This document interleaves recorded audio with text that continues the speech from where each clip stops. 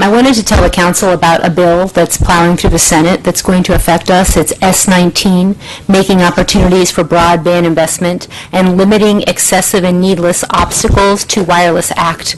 This bill is to streamline or railroad communities into hundreds of thousands of cellular antennas, small cells, that will be going up in our residential communities on every block, a huge, ugly pole for 5G, the Internet of Things.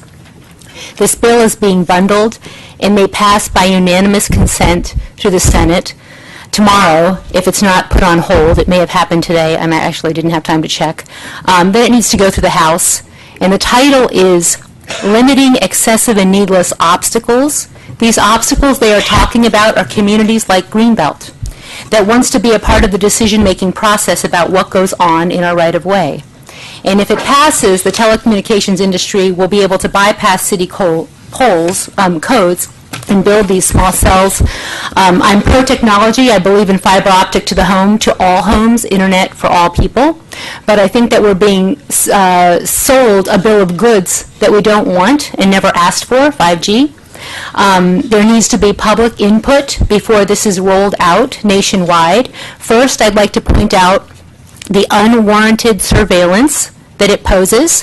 When your dishwasher is talking to your phone, there's someone else listening, and I can assure you that that information is being sold without your consent. Second, there needs to be a NEPA, an environmental review, before rolling this out. How will it impact our human health, the birds, the bees, the trees? So another example, in order to get the ultra-fast speeds, the FCC is talking about opening up higher frequencies. Unlike lower frequencies that used for cell towers that actually penetrate quite far into your body, these are only going to penetrate into a part of your, well, largely into your skin. And there are scientists who say these frequencies interact with our sweat glands in ways that really needs to be fully understood and systematically researched. Congress needs to have a public hearing on the issue of 5G before the rollout of these small cells, because the cellular companies are saying that we want 5G. We want our TV, our washing machine, even tampons that talk to your phone are being created.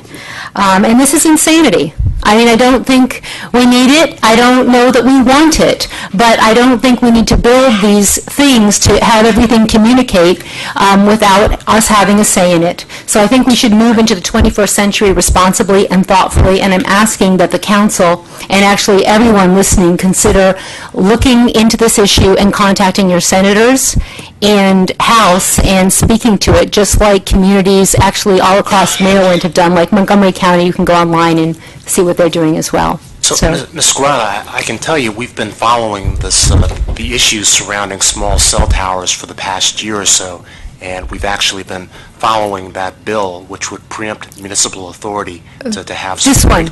That one. Yes. Oh, good. Yeah. Yeah. Coalition. So where can I find out about more about what's happening with Greenbelt? On the MML Legislative Committee, there have been some drafts of some sample legislation. At the National League of Cities convention, I picked up a sample ordinance that the city of Nashville drafted. So we're aware of the challenge, the potential challenge that small cell towers pose, particularly municipal right-of-ways. Ms. Davis. Right, and in fact, I believe we have joined a group. I mean, I believe Ms. Art has already signed a paper. It's a coalition with Montgomery County mostly, but a few municipalities within Prince George's County that we're looking at this preemption of municipal authority. And we also are aware of the high cell towers. I mean, we're all on that. But you're concerned about the privacy. You realize, of course, that an executive order just removed all protection. FCC, yes. FCC. No, anyone, Facebook, Google, anybody can now sell whatever information they get, depending on the TV shows that you have and everything else. All those privacies have been removed. At least we had something. Now we have nothing. We might as well be walking around naked as far as all of these groups are concerned. Mr. Harold? That's right.